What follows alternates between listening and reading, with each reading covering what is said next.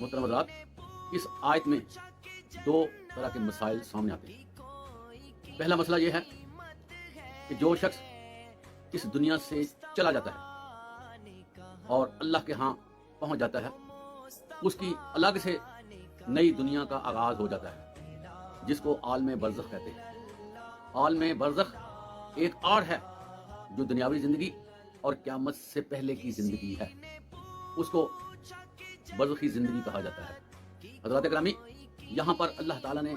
وضاحت فرما دی ہے، اچھی طرح ایکسپلین کر دیا ہے کہ تم کو ان کی زندگیوں کا شعور نہیں ہے۔ اس کا مطلب یہ ہے کہ اس دنیا سے کٹ کر کے وہ ایک نئی زندگی میں داخل ہو چکے ہیں،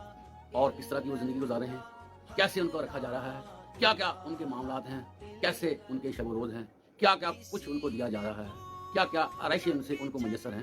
یہ تمہیں اس کا پتہ نہیں ہے اور نہ ہی تم اس کا ادراک کر سکتے ہو۔ اس سے یہ بات واضح ہو جاتی ہے